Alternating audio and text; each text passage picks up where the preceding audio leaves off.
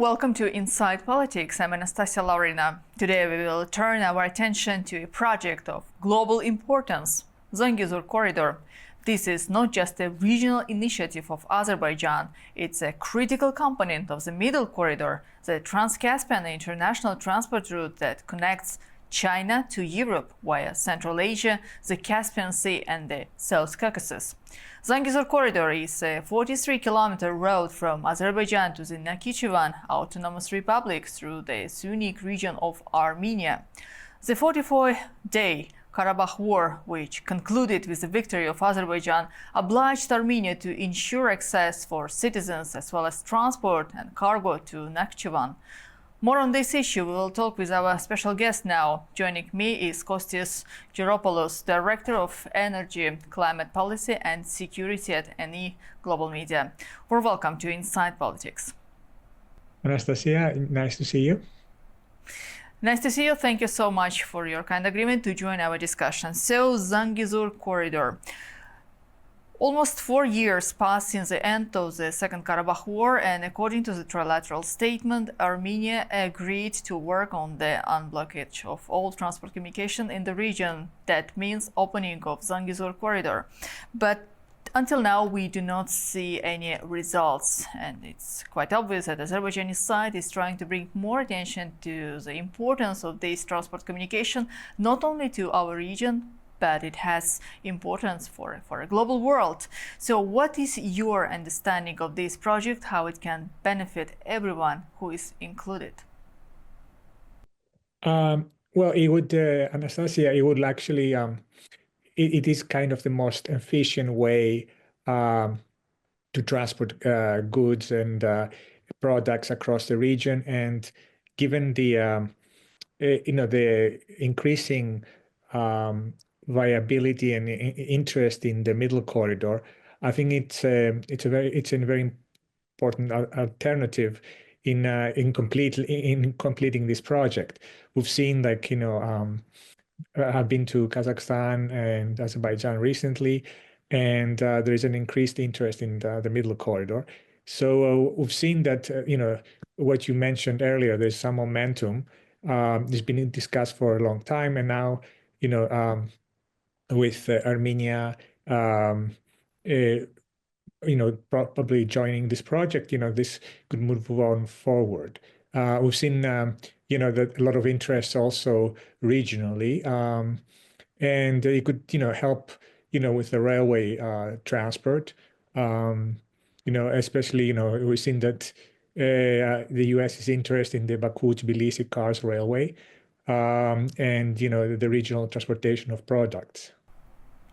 Well, Kostis, you already mentioned, and I did it in the beginning, Middle Corridor, which is about to connect China and Europe, Central Asia and the South Caucasus.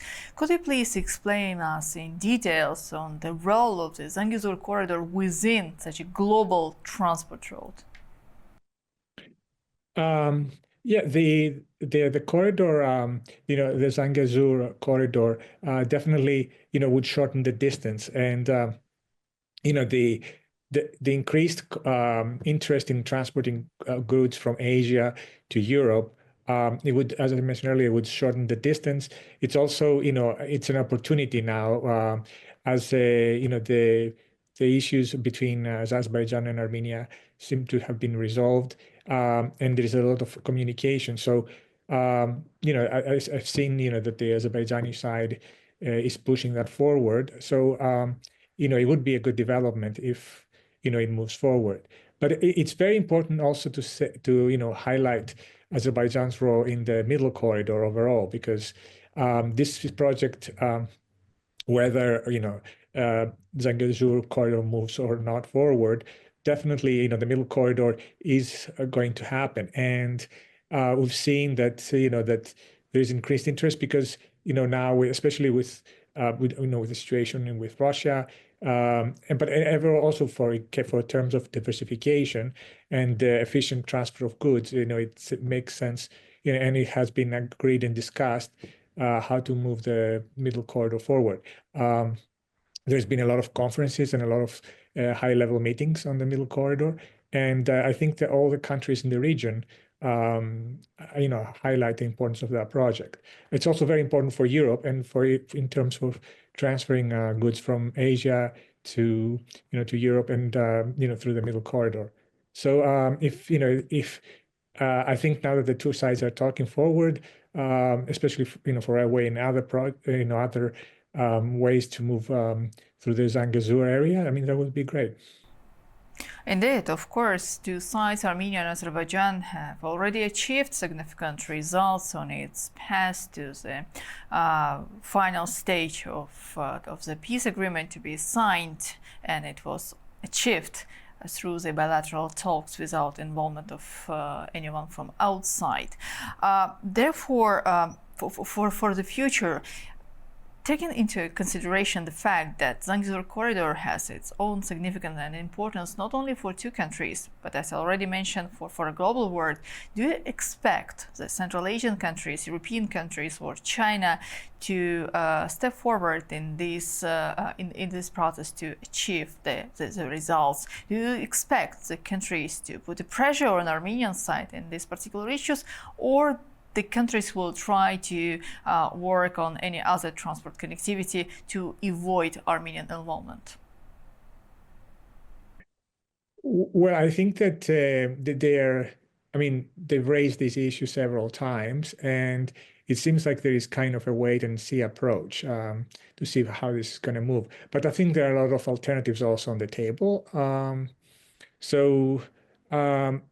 don't expect like a direct pressure, but it's ultimately Anastacia, has to be a commercial project, and it has to be viable. Politics aside. So, this is also an option to move forward, and it would. You've had conflict for a long time, so in terms of kind of, I think they mentioned it like it's going to crossword of peace or a project. But yes, exactly. That was my next question. Armenia initiated another project, but it was stated by the Azerbaijani president that to realize that project will be impossible without involvement of Azerbaijan. What do you think about this? Because the Azerbaijan is a major player in terms of in the Middle Corridor. So it would have to be definitely involved So let's make it clear. Talking about Zangezur Corridor, Azerbaijan is saying that it can become a part of the Middle Corridor, a global transport communication road. But as I understood from your answer, that initiative, that project initiated by Armenia, wouldn't be part of this global initiative, Middle Corridor. It will work only in the region if it works. It would not make sense without Azerbaijan, and I think your president has said that.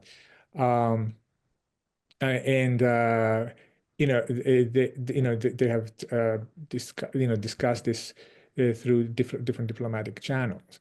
I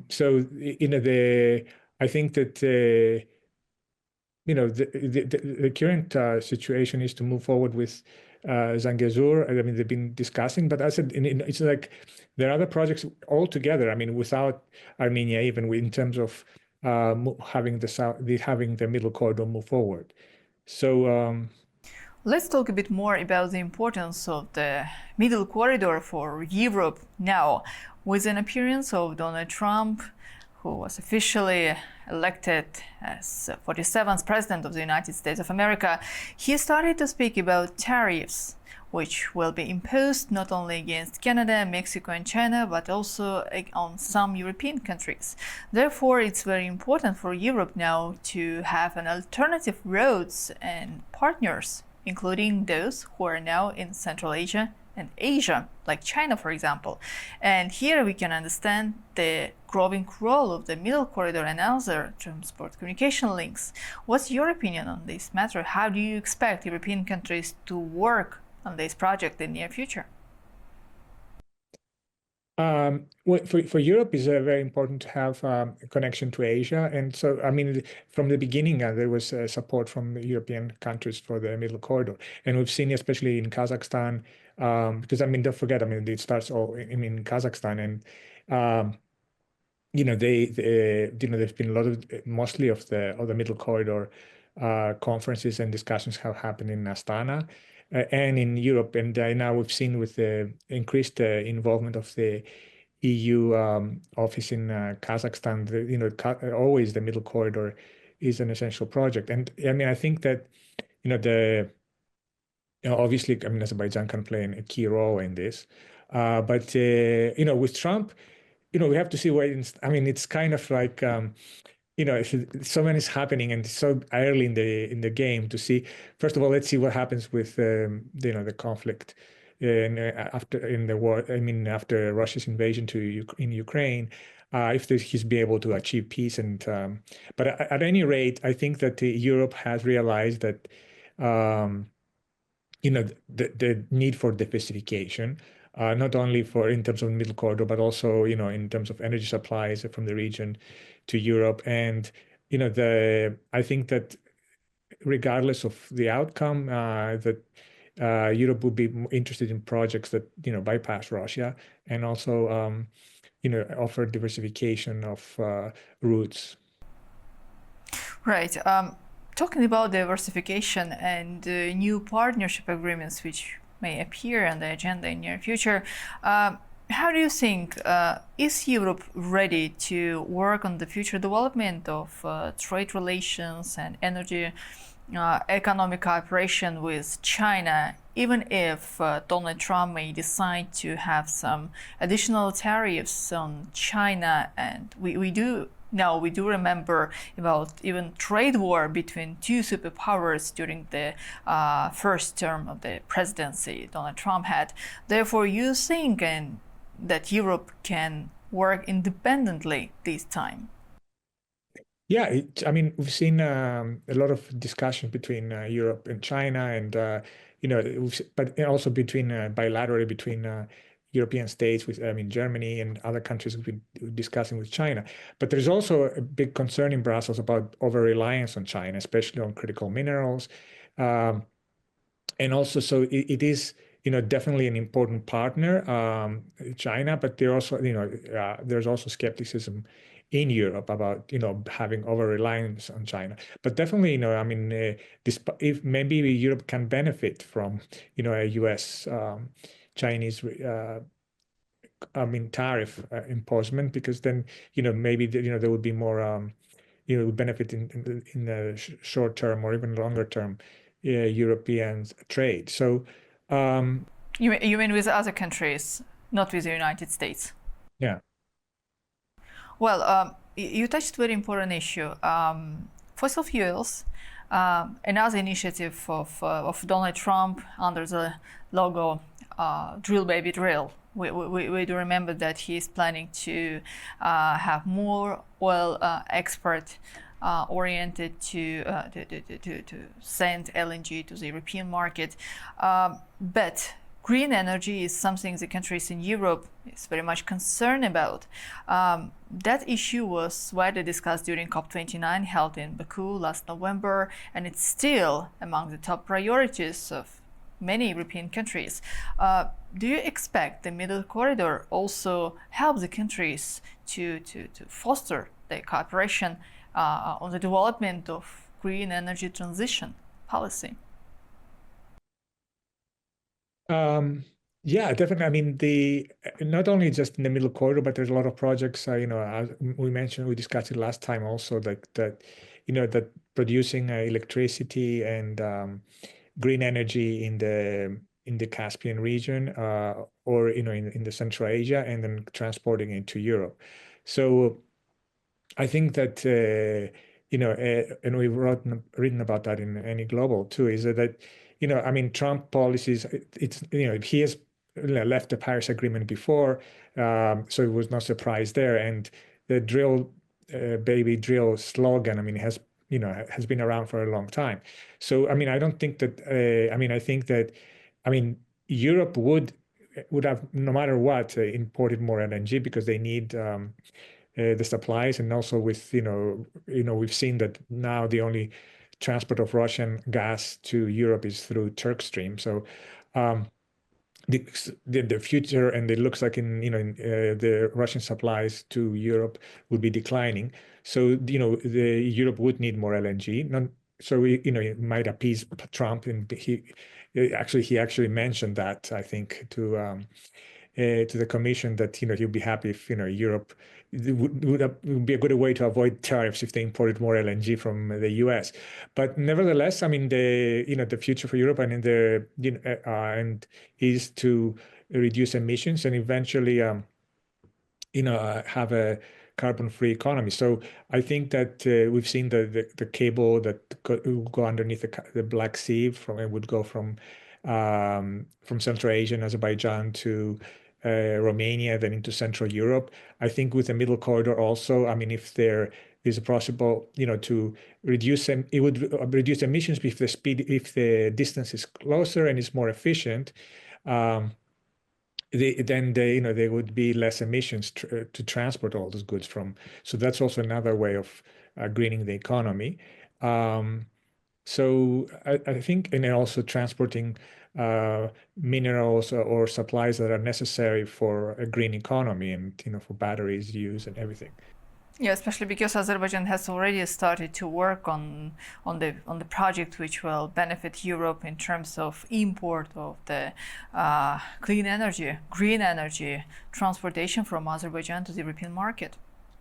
Yeah, and we have seen that it's also discussed to how to produce green energy on site at the Allied Economic Zone, where they would, then you wouldn't need to transport wind blades and everything that in solar panels. So they would be all, in either transported locally from, in the region, or, being produced in there. And with I mean, when I was in Baku recently, I visited again the Baku port, and, there were discussions about how even creating in the future a green city at next to the Baku port in the Allied Economic Zone, and creating the possibility for renewables and a more sustainable economy, which will benefit not only the region in Europe, but mostly also Azerbaijan, because there is a tendency, and I think it's in your program too, to in the future to improve the quality of life, and also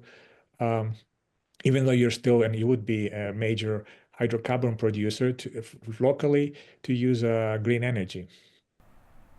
Indeed. So thank you. Thank you so much for joining our program today. Thank you. Thank you. Just to remind, today with us we had Kostis Geropoulos, Director of Energy, Climate Policy and Security at NE Global Media. Dear viewers, you watched Inside Politics. My name is Anastacia Lavrina. Do stay with A News, and see you in the next edition.